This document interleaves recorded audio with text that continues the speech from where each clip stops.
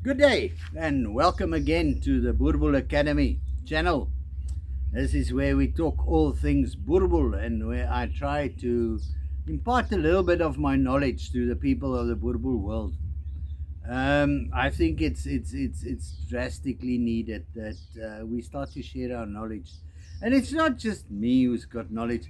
There's a lot of people out there who's got real knowledge, but there's also some guys with lesser levels of knowledge out there. Let's put it like that. Maybe they had a tough childhood or something like that. But I really believe that some of the individuals in the Boerboel world have faced a couple of handicaps, and yeah, they're having a tough time.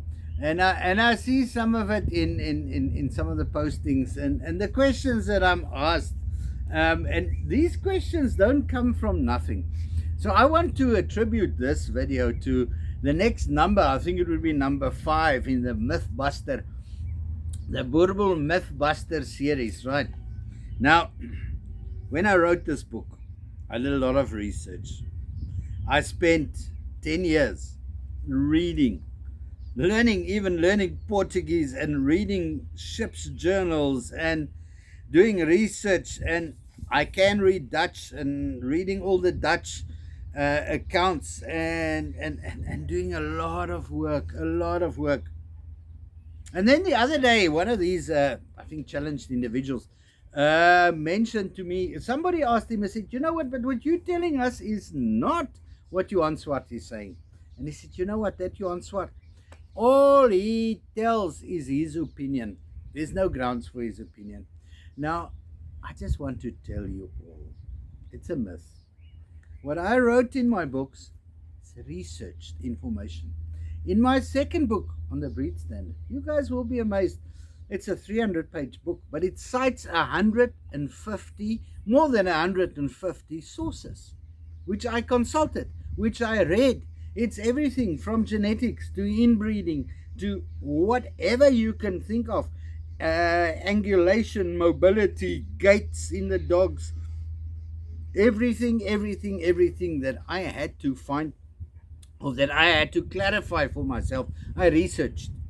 So therefore, there's a hell of a source list. This book as well. If you read it, you'll see this is based on research. It's not my opinion.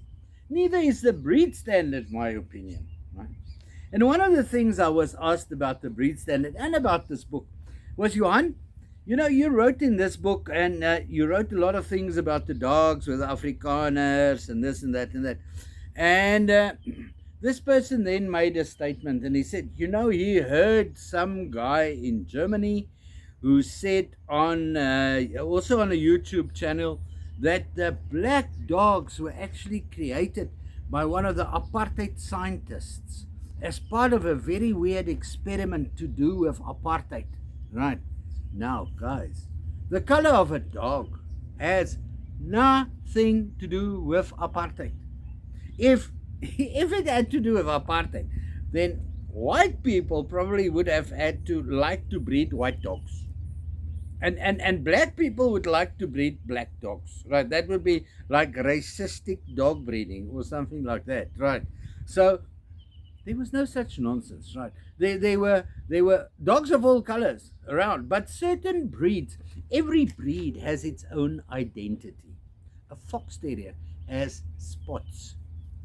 If you breed a spotless fox terrier, it might sound very cool, right? And it might be a designer color, but a spotless fox terrier won't be according to the breed standard. And the breed standard of the Boerboel always excluded and included certain colors, certain shapes, certain lines, certain angulations, which is part of the identity of the breed. If you don't know that the level of the roof of the skull and the level of the nasal bone in a Boerboel must be on the same plane, it's not fancy. It's got nothing to do with cosmetics. It has to do with the identity of the breed. So if you have a dog suddenly where the roof tilts forward, the roof of the skull tilts forward, and the nose sits here, go check which breed does that come from. It's not in the Boerboel's breed standard. So if somebody breeds a Boerboel with a head like this, On that factor, it cannot pass. It does not look like a Boerboel. And the breed standard is very clear. If there's any sign of another dog breed, disqualify it. But which breed does this come from? Do the appraisers know? I don't think an appraiser should be able to look at a dog and tell this is a Boerboel if it doesn't know the other breeds. How does he distinguish a Boerboel from the other breeds if he doesn't know the other breeds? It's impossible. It's really impossible. So there's a lot of knowledge lacking. Right? I want somebody to tell me which breeds have the rounded ear tips, which ones have the sloping down head, where do the long lips come from, the color blue that we suddenly get in the dogs, from which breed did that come? It was not part of the Boerboel breed, never. I'll do a full video later on genetics and color genetics and things like that. It will probably take a couple of videos. But I wanted to explain this. This is myths that we've got to bust. Okay, so the myth that we're busting this time is that the fact that the color black was not initially accepted as a Boerboel color had something to do with apartheid. Nonsense. It had nothing to do. Right, as I explained. Well, right, so if you want to buy the book, which explains where the dog comes from, the only book which was researched, right, it's not my opinion, it's the researched book, right? All the references, all the pictures, all the quotes are in here. It is not sucked out of my thumb. It's not my opinion. It is the recording of facts, right? If you want this book, you can send me an email to boerboelbook@gmail.com. Simple. Send me your address as well. If you like this video, give me a thumbs up. If you didn't like it, give me a thumbs down. If you want to leave a comment, leave a comment.